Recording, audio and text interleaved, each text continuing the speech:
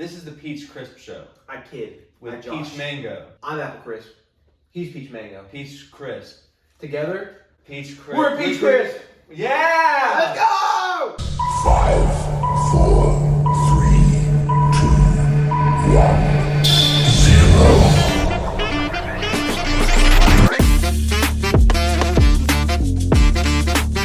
0. We're reviewing Ant-Man and the Wasp Quantumania. You know, Ant-Man and the Wasp, it's actually... There's 3 people in the movie that shrink. There's at least 3 people. So I was thinking about it. Maybe we should have 3 people reviewing it. Wait a minute. And then I was like, maybe, just maybe, we should. Is that who bring he in is? The Seaman 66. So get on in here. Hey! Oh god! Oh no! Oh my god! Y'all know the criteria. So let's start out with. Starting off with the plot. I like this plot. It kind of diverges a bit different from the other Ant-Man movie plots in a good way though. There was another heist scene which is similar to all the Ant-Man films, which is good. I'm glad they kept to that. But I didn't just like the plot. I gave the plot a 20. Nice. I ain't gonna keep saying the same thing, but I fully agree with him. Love the plot. I didn't. I think it was paced really well, but they get into it like super fast. I wanted a little bit more time in the real world. I agree about the heist scene too. I'm glad that they kept that in all 3 movies. I gave it a 21 out of 25. Okay. Valid. I thought the plot was really interesting. I often like how quickly it jumped into the action, just because it kind of shows how unexpected it was for the characters. But I did also find it really slow at parts. I honestly feel like it could have told the story in like an hour, but something just kind of drawn out for dramatic effect or whatever, just kind of fluffed in the middle. Overall, interesting plot, and I liked it. 15 out of 25. Characters is our next category. I liked all the characters. I think there was... So going into it, I thought Cassie was going to be like my new, not favorite, because obviously Ant-Man's going to be my favorite, but I thought I'd really like her. And she was a little bratty at times. Well acted and all that, but like, I still liked her as a character. Her and Ant-Man had a great dynamic. Every time that they were like, oh, you're my dad, you're my daughter, I love you, I was like, this is so sweet. Tears to my eyes. But really the only character I didn't care for was Janet, played by Michelle Pfeiffer. Some of the characters were iffy, some of the comic relief characters weren't funny. But Kane the Conqueror is incredible, and I gave characters an 11 out of 15. Most of the characters I didn't really care for. I didn't like love them, I didn't hate them by any means. I didn't really care for Cassie like you. She kind of got on my nerves a little bit, and a lot of the characters had cheesy dialogue, which I wouldn't really take that away from the character themselves. It felt like a lot of the time though, the reason I liked the character, especially like Ant-Man and like characters from the other movies, was because I liked the other movies more, and like I'm still attached to them, and I like those characters from those movies. Like if I had just seen this movie, I really wouldn't care for any character that much. So for that reason, I gave characters a 7 out of 15. I believe all the characters were good. They were definitely underwhelming. I was expecting all the core 5 to be like top tier, but it was really just Scott and Hank that I was cheering for the most. I just could not get behind. I liked Hope. Hope was not that bad in this movie. So Scott, Hank, and Hope were the best. And then Cassie, she got on my nerves some. And then Janet just prolonged some things that didn't need to be prolonged. But overall, characters were a banger. I loved Kang. He was a great villain. So I gave characters an 11 out of 15. I think for a Marvel movie, this was super original, but the idea of like being transported to another world and like having to get back, it's not something new. It's very entertaining. Yeah, to agree with Chris, I didn't really find anything that more original. It was a good plot. It was different from the other Ant-Man movies, so I just go ahead and say I got a 4 out of 5 for originality. All right, I'll make it quick. I agree, because it's one of the more original MCU movies I've seen. but I don't know. It was like Star Wars, the MCU movie, so I gave it a 4. We're going on to enjoyment. It wasn't really a time where I felt like the movie got slow. There were definitely parts that were slower, but I never really caught myself like, man, they need to get on with this. I enjoyed Scott's and Cassie's dynamic together. There were times where it was a little rough, where Cassie was kind of just not being the best daughter, but I enjoyed a hefty amount of this movie, so I gave enjoyment a 22 out of 25. Dang.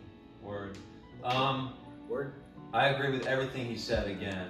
I don't know. It was so fun. It was an Ant-Man movie, so I went in like not expecting the most serious movie, but this was the most serious Ant-Man movie. And I think it handled its tone well. I like the themes of like Scott is like he literally just wants to be with his daughter because he lost so much time with her, but he's also like wrestling with the fact that he is a superhero now and does need to help people, which is kind of what Cassie's angry about, is that he only helps people when he like needs to, which like, I mean, fair I guess, but He just kept Cassie's safety. he wants first. to be safe so he can be with his family, which is valid. Very valid. So I agree with Scott and a little bit with Cassie on that one, but yeah, no, the only part of the movie that was a little slow for me was when they like had first got into the quantum realm and they were just walking around, mainly when it was Hank, Janet, and Hope, because like up until through the scene where they talked to Bill Murray's character, it was just a little slow. No, I adored this movie. It was really funny. It had like great character moments. I love Ant-Man, probably my second favorite MCU character, him or Loki. I don't know, I love him. I gave it a 22. Alright, I did not enjoy this movie nearly as much as I thought I would, because I also love Ant-Man, but I don't know, I was bored a lot of the time in this one. I don't really know why. I didn't go in with like low expectations or high expectations. I was just expecting like to be entertained basically, and it didn't really do it for me a whole lot. A lot of the jokes fell flat, but it was still really funny. Not nearly as funny as the other Ant-Man movies in my opinion, because like you said, it did take itself more serious, which I respect that. But overall, I just didn't find it that enjoyable. It was boring to me at a lot of points. So I gave it a 12 out of 25.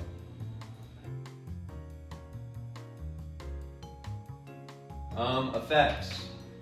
Gonna keep this one super brief. I think we can all keep this one super brief. We can all keep it brief. There were some incredibly gorgeous effects, and there were some also pretty bad CG and like green screen moments.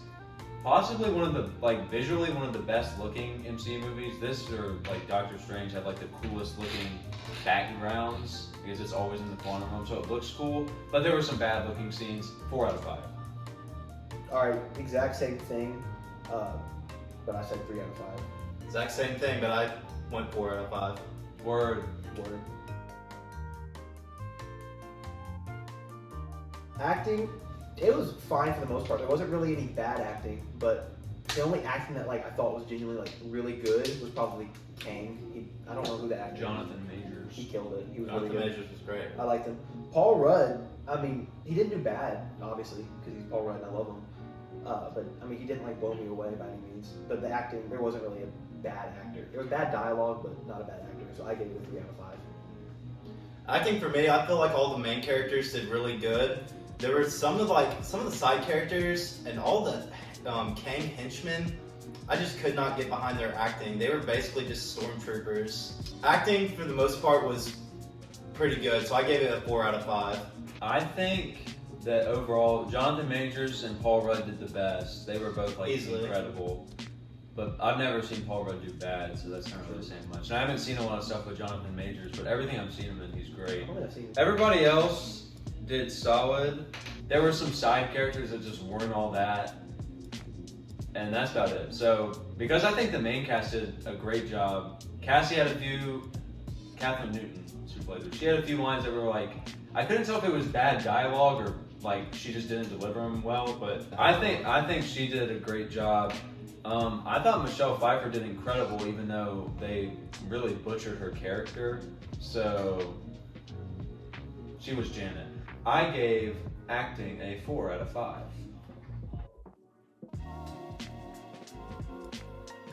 Moving on to the final stretch, we're on to attachment. And I was pretty attached to the main cast of characters, but there was times where like side characters I just could not get behind. Like some of the rebel troops that Ant-Man and Cassie meet up with, and then MODOK I wasn't very attached to at all. I don't really like MODOK that much. MODOK is funny, but he's not all that for me. But so I'm just gonna cut it short and say I gave attachment 6 out of 10. When MODOK came on screen, me and Caleb Griffin were sitting next to each other, and we both were like, I hope he dies. So I was definitely not attached to him. So I couldn't in good consciousness give this a perfect score.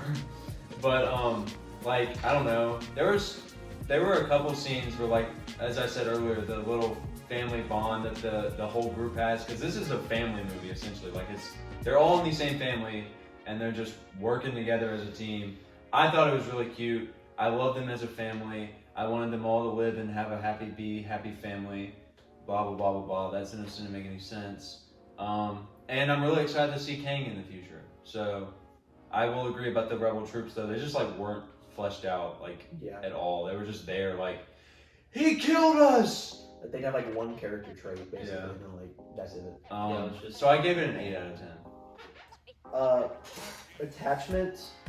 I said I didn't really care what happened to most of the characters except for Ant-Man, because like I said earlier, the only characters that like I really liked were Ant-Man and Kang, and obviously I'm not really attached to Kang because he's the villain. Like I think he's awesome, but like I'm not rooting for him or anything.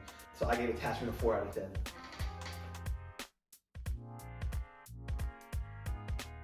The last one. This is out of 10. I'm glad I got to start. If I were to sit down and look at all the final fights and the short aftermath of Marvel movies, this would be my 3rd favorite. I adored the final fight of this movie. It was so good. It was different. It was like I wasn't expecting it. It was fantastic. And it ends perfectly in my opinion for this movie. So, but like I don't know. I was like when I thought the movie was ending, I was like, wait, a scene from the trailer hasn't happened yet. Now I get to see that scene from the trailer, and it ended up being the best scene in the movie, and I was very happy because like I don't know, that whole final fight. I don't want to spoil anything, so I'm not going to give any details, but it was absolutely incredible. I loved it. Marvel will have a hard time topping this. I gave it a 10 out of 10. I liked the finale. It ended basically exactly how I figured it would. So it was satisfying, but it didn't like blow me away. The final fight was really cool though. I liked that a lot. I don't really know if this is finale so much as plot, but when you think about it, not a whole lot changed between the start of the movie and the end of the movie. I mean, I don't really care if like it ends the same way it started basically, but there's usually like some character development that happens between, but I mean, there wasn't really any character development from between the start and the end. I mean, like, they're closer as a family now, I guess. Like, overall, I like the finale. I gave it a 7 out of 10.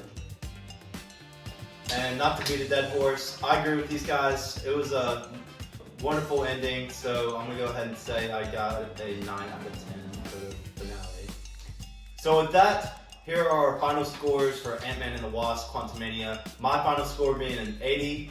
I gave it an 83. I gave it a 54. There's 3 of us now, so this is more important and it makes more sense.